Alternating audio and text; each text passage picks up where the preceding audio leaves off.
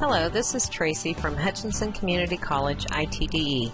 Today I'm going to share some new ways to utilize the tools in your LearningZone course, as well as share what we have learned about student interaction. Every semester as we copy content into course shells, some items are brought in that clutter up your new course shell. There are a few things you can do to clean up your course, such as deleting your old announcements, replacing or updating your introduction from the instructor, updating your course schedule of assignments, and you can clean up your grade book by organizing the assignments in your Assignments tab. Also, be sure to check your syllabus link and notify ITDE if it's not working. When migrating to the new LMS, ITDE developed a course just for instructors. This course provides tutorials on how to utilize all of the tools available in LearningZone. There are video tutorials that explain how to add videos to your course, print tutorials that explain how to easily add due dates, and content that covers a multitude of topics. ITDE continues to add new information, which includes directions for how to update your instructor sheet.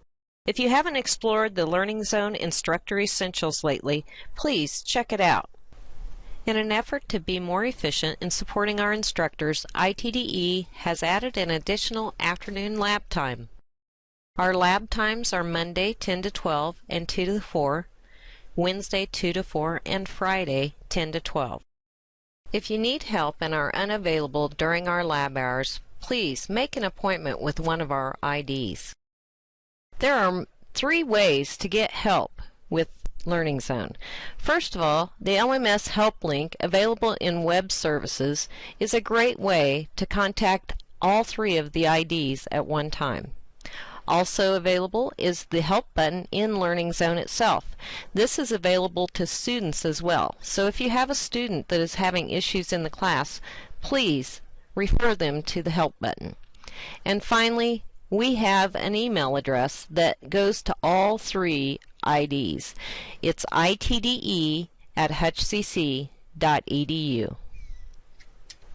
Some instructors have asked how they can view items in their course as a student sees it. It's really pretty easy. To view your course in Student View, go to the Settings button in the bottom left-hand corner and then select Student View in the top right. Once in Student View, you'll be able to see your course as a student would actually see it. Anytime you're in Student View, you'll notice down in the bottom right-hand corner the notice that says Leave Student View. Also, in the left-hand navigation, you see Grades, and you might want to check it out to see how students view their grades. It's much different than what the instructor sees. And now we have a few tips we'd like to share with you. To make your LearningZone grading more efficient, you can sort your students by those who have submitted assignments first. To do this, in SpeedGrader, go to the Settings in the top right corner. The menu that pops up will have a drop-down, and in that drop-down choose By Student Name. This will bring all the submissions from students to the top. The next tip is about Google Docs. Students can now submit their papers using Google Docs by linking their DragonZone Google account to LearningZone. There's more information about how to link it in LearningZone Student Orientation. But what it looks like for students once they have their Google account linked is they go to submit a paper just like they normally would, and now the Google Docs tab will show up.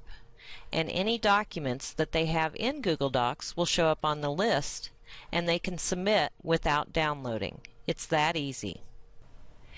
Tip 3 is a new tool that we've found that enables students to do desktop recording. So they can narrate a PowerPoint presentation on their desktop and send instructors the link to the video.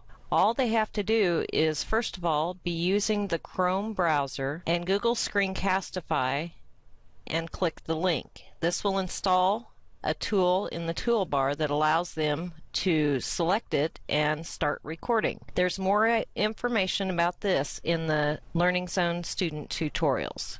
And finally, the last tip is really just a reminder. In every online and many of the face-to-face and hybrid courses, there is a link for LearningZone student orientation.